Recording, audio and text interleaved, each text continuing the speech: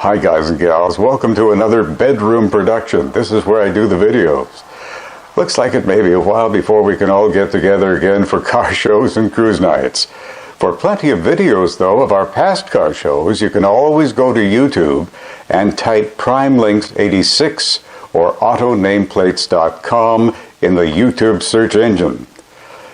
This time around, I thought we'd have a look at orphan cars, starting with the granddaddy of them all, the Duesenberg.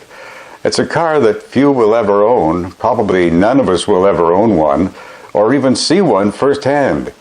These were luxury cars for the rich and ultra-rich.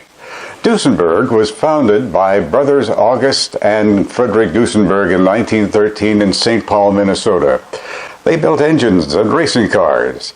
In 1916, they moved to New Jersey and built engines for the World War I effort. And when the war ended in 1919, they moved again, this time to Indianapolis, home of the Speedway, to build automobiles for those who could afford them. Doozies were considered the gold standard at that time, and they were very expensive. They're still highly regarded today for their quality and engineering, even though the Duesenberg brothers were self-taught engineers. By 1919, Duesenbergs had considerable prestige for their quality cars.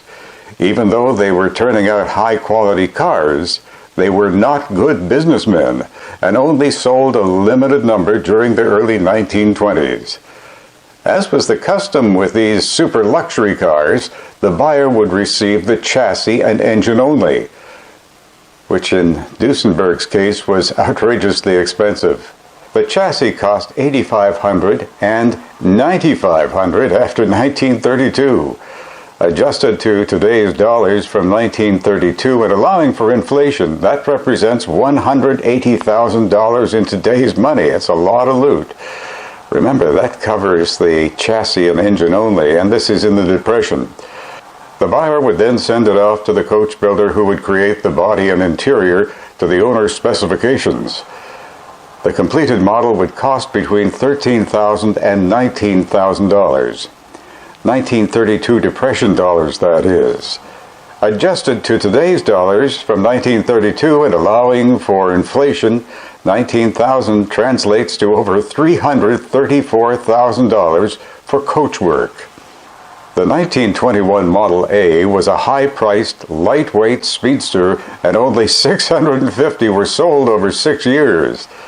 It had the first mass-produced straight-eight engine in U.S. production. It had an overhead camshaft with 4-valve cylinder heads. The engine alone cost over $6,500. That's Depression dollars.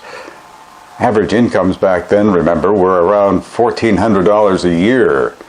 Later, the new 1928 Model J with an 8-cylinder engine would become the fastest and perhaps the most expensive production car on the market.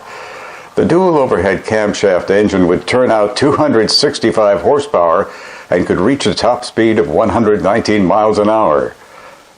The motor was available in a supercharged version, churning out 400 horsepower.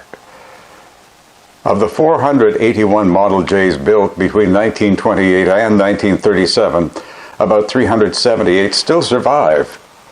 I've read that today's Model Js go for anywhere from mid-6 figures to well into 7 figures.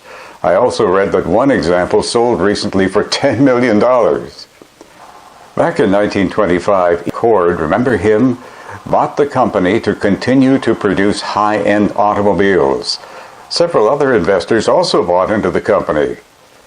But the Depression was too much for Cord to bear, and Duesenberg, along with other Cord holdings, collapsed. That was the end of Cord, but I'm told they're still making them, privately. Thanks for viewing. Stay safe until we meet again, whenever that may be, at the car shows and cruise nights.